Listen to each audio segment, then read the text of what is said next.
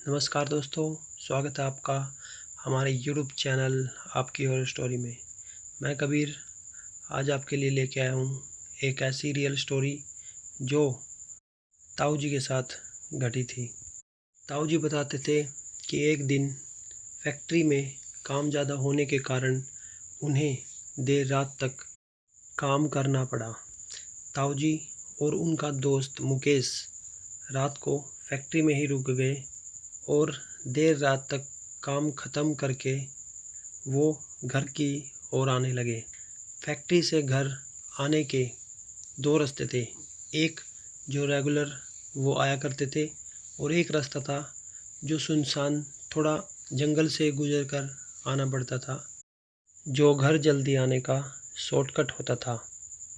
तो मेरे ताऊ जी ने सोचा कि आज थोड़ा लेट हो गए हैं तो क्यों ना आज शॉर्टकट रास्ता अपनाया जाए।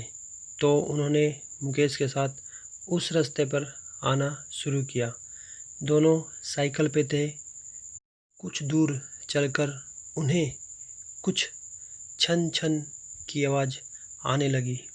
कुछ दूर चलने के बाद उन्हें एहसास हुआ कि कोई है पीछे पीछे जो उनके साथ चला आ रहा है। मेरे ताऊ जी के दोस्त ने पीछे मुड़ के देखा तो एक बकरी जो उनके पीछे चली आ रही थी, जिसके पैर में घुंघरू भी बंधे हुए थे। शायद उन्हीं घुंघरू की आवाज़ थी जो छन छन किए जा रही थी। मेरे ताऊ जी के दोस्त ने ताऊ जी से कहा कि देखो, ये बकरी सुनसान जंगल में शायद किसी की भटक गई है और वो रास्ता भूलकर यहाँ पर आ गई है, तो क्यों ना इसको अपने साथ ही ले लें। मेरे ताऊ जी ने इससे मना कर दिया, लेकिन मुकेश नहीं माना।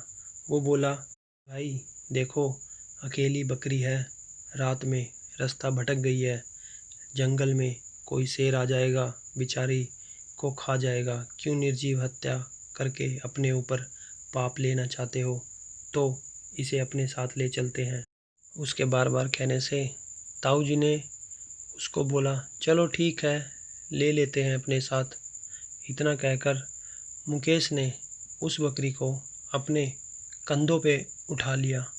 कुछ दूर मेरे ताऊ जी और मुकेश चलते रहे। चलते चलते अचानक मेरे ताऊ जी की नज़र बकरी के पैरों पर पड़ी। उन्होंने देखा कि बकरी के पैर ज़मीन से घसीटते हुए चल रहे थे। तो मेरे ताऊ जी ये देखकर पूरे घबरा गए और उनके रोंगटे खड़े हो गए।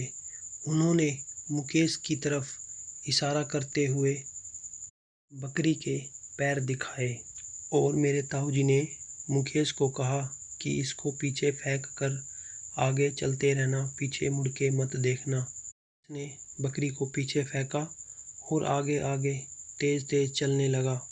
तभी पीछे से आवाज़ आई कि तुम आज दोनों बच गए। मैं एक चुड़ैल हूँ।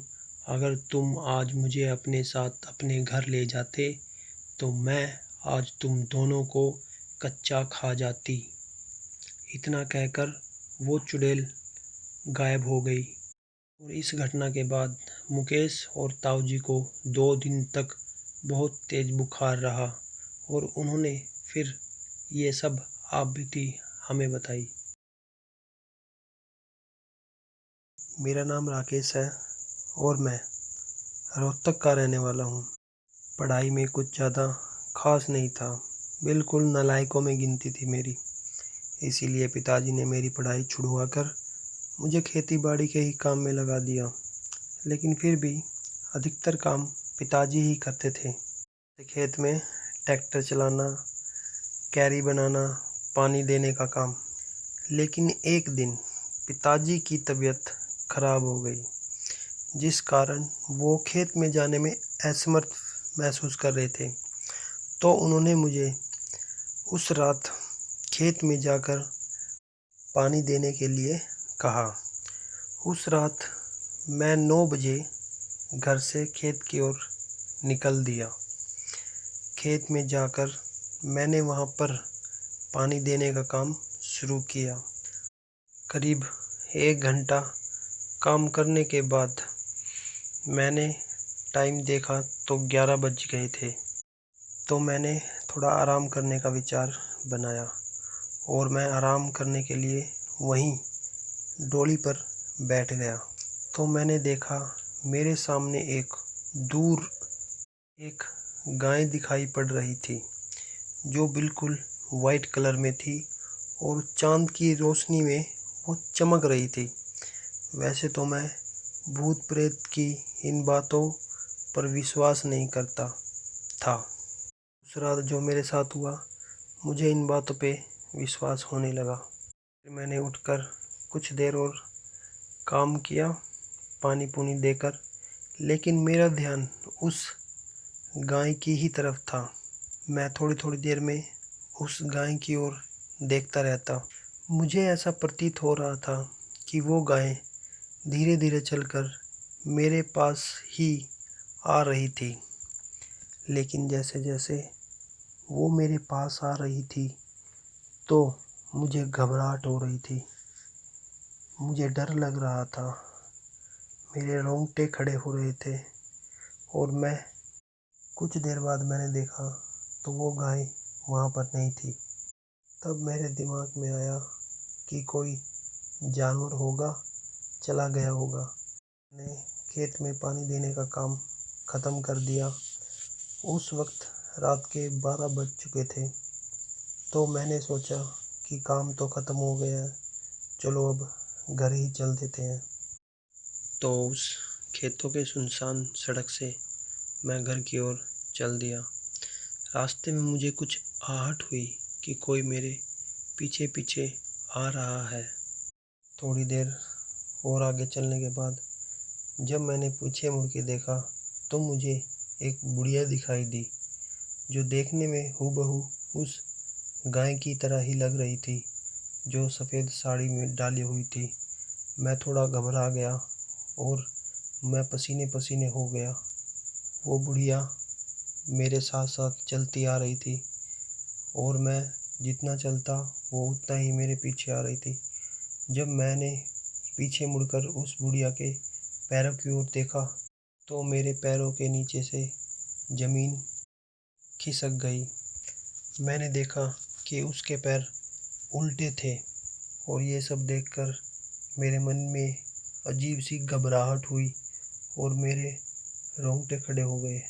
फिर मुझे याद आया कि ये एक प्रेत हो सकती है, क्योंकि मेरी दादी ने मुझे बताया था कि जो प्रेत होती है उनके पैर पीछे की तरफ होते हैं। और उन्होंने मुझे कहा भी था कि अगर कोई ऐसा कभी कुछ तुम देखो तो ज़ोर ज़ोर से हनुमान चालीसा का पाठ करना और अपने पूरे कपड़े निकाल देना, उसके आगे नंगे हो जाना बिल्कुल। और मेरी दादी ने मुझे बताया था कि ये आग से बहुत डरती हैं। तो मैंने एक बीड़ी जला ली और तेज़ तेज़ से हनुमान चालीसा का पाठ करने लगा। जब मैं हनुमान चालीसा का पाठ कर रहा था तो मैंने देखा कि बुढ़िया घबराने लगी, काँपने लगी और वो मुझे चिल्ला चिल्ला के बोलने लगी कि रुक जा, मत गा ये हनुमान चालीसा, चुप हो जा। लेकिन मैंने उसकी ये बात सुनकर और ज़ोर ज़ोर से हनुमान चालीसा गानी शुरू कर दी। और ये सब करते ही करते वो बुढ़िया वहाँ से गायब हो गई। मैं फिर वहाँ से फुल स्पीड में, जितना मैं भाग सकता था उतनी स्पीड में मैं घर भागा भागा आया और घर आकर मैं बेहोश हो गया। लेकिन मुझे नंगा देख मेरे घर वाले सारी कहानी समझ गए थे। फिर मुझे 3 दिन तक बहुत तेज़ बुखार रहा और उसके बाद मैंने फिर ये आप बीती अपने दोस्तों और रिश्तेदारों को बताई। धन्यवाद दोस्तों, आपने कहानी को पूरा सुना। प्लीज़ आप कहानी को लाइक करना ना भूलें और कमेंट बॉक्स में हमें बताएं कि आपको ये कहानी कैसी लगी। और अगर आपके साथ भी कोई ऐसी घटना घटी है जिसे आप हमारे साथ शेयर करना चाहते हैं तो हमें कमेंट बॉक्स में लिखकर ज़रूर बताएं। और अगर आपने चैनल को सब्सक्राइब नहीं किया है तो प्लीज़ चैनल को सब्सक्राइब करें और बेल आइकन भी साथ में दबाएं, क्योंकि मैं आपको हर रात 9 बजे एक नई कहानी सुनाने आऊँगा, ताकि आप उन कहानियों का नोटिफिकेशन जान सको।